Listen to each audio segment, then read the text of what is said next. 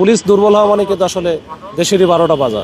তা আমরা চাই যে পুলিশ শক্তিশালী হোক। আচ্ছা ঠিক আছে, দোষ তো পুলিশের অনেক ধরা যায়, ওই যে যত দোষ নন্দ ঘোষ। ইদানিং আজকে একটু বেশি হয়েছে, তো এটাই এর বিষয়।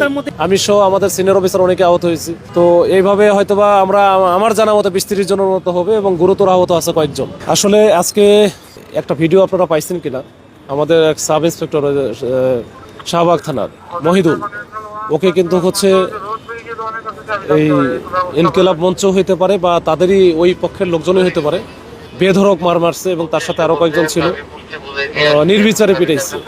এবং এটা কারা পিটাইছে, কি করছে, এটা নিয়ে আমরা কাজ করতেছি। তারপরে তাদের উপরেও যদি কেউ আমাদের পুলিশের সদস্যরা যদি অতিরিক্ত বল প্রয়োগ করে থাকে বা অযাচিতভাবে কিছু করতে হয়, সেটাও আমরা দেখব।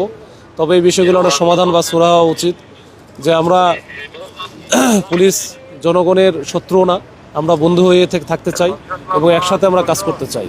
তো এই কাজ করতে গিয়ে যদি কোনো ভুল বোঝাবুঝির সৃষ্টি হয়, সেখানেই শেষ হয়ে যাওয়া উচিত এবং এটা ভবিষ্যতে যেন এটা না বাড়ে, বা আমরা যার যার অবস্থান থেকে যেন কেউই এমন কিছু করি না যেটা আমার যেমন প্রফেশনের ক্ষেত্রেও যেটা উচিত না, এবং যারা পাবলিক আছে তাদেরকে কিন্তু আইন মান্য করে চলা উচিত এবং পুলিশের যে আদেশ নির্দেশনা আছে সেটাও কিন্তু মানা উচিত। এই প্রবণতা আবার থাকতে হবে, না হলে আসলে দেশটা আসলে আলটিমেটলি কিন্তু ওই যে ভঙ্গুর একটা দেশে পরিণত হবে। আমরা চাই না যে পুলিশ দুর্বল হওয়া মানে কিন্তু আসলে দেশেরই 12টা বাজা। তা আমরা চাই যে পুলিশ শক্তিশালী হোক, আমাদের জনগণও শক্তিশালী হোক, সবাই মিলে আমরা ভালো একটা স্টেবল একটা কান্ট্রির দিকে যাই। আমি যখন গিয়েছিলাম তখন হচ্ছে রাত, রাতের বেলা অন্ধকার কিন্তু ওই জায়গাটাতে ছিল। তো যাদেরকে নিয়ে আসার পরে আবার কিছু দেখা গেল যে এত পরিমাণে সদস্য, এখন তো কে কোথায় থেকে আসছে, দেখা গেল যে বিভিন্ন আমাদের পুলিশের সদস্য হয়ে গেছে 400-500 মতো।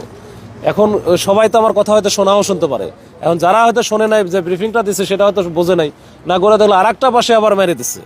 তো এটা হয়েছে, এটা দেখি, এটা আমরা ওটাও খতিয়ে দেখতেছি যে আমরা বলার পরে আমাদের সাথে কথা না বলে তারা কেন এই কাজগুলো করলো। ইদানিং আজকে একটু বেশি হয়েছে, তো এটাই এর বিষয়। এটা পরে কিনা বা এটা পরবর্তী সময় আপনার যে পুলিশ নিয়োগের ক্ষেত্রে কোনো ধরনের কোনো ভূমিকা পালন করবেন কিনা? আচ্ছা ঠিক আছে, দোষ তো পুলিশের অনেক ধরা যায়, ওই যে যত দোষ নন্দ ঘোষ, ওইটা হবে। মোটটা আমি এখন এই মুহূর্তে বলতে পারবো না, তবে আমাদের ওই যে ওইখানে একসাথে ছিল 5 জন, এরা ভালো আহত হয়েছে, মাথা আমাদের 8টা সেলাই লাগছে।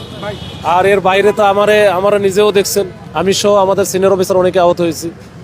তো এইভাবে হয়তোবা আমার জানা মতো 20-30 জনের মতো হবে এবং গুরুতর আহত আছে কয়েকজন। আন্দোলনকারীদের কতজন আহত, এই বিষয়ে এইটা আমরা ইনকিলাব মঞ্চের একটা তালিকা পেয়েছিলাম, ওখানে আমরা 18 জনের কথা বললাম, দেখছি যে তারা চিকিৎসা নিয়েছে, তবে কেউই গুরুতর অবস্থা না, তো এটা আমরা দেখেছি। তো এটা আমি ডাক্তারের সাথে কথা বলছি, ওখান থেকে আমাদের জানাইছে এইটুকু, এর বাইরে আর জানি না।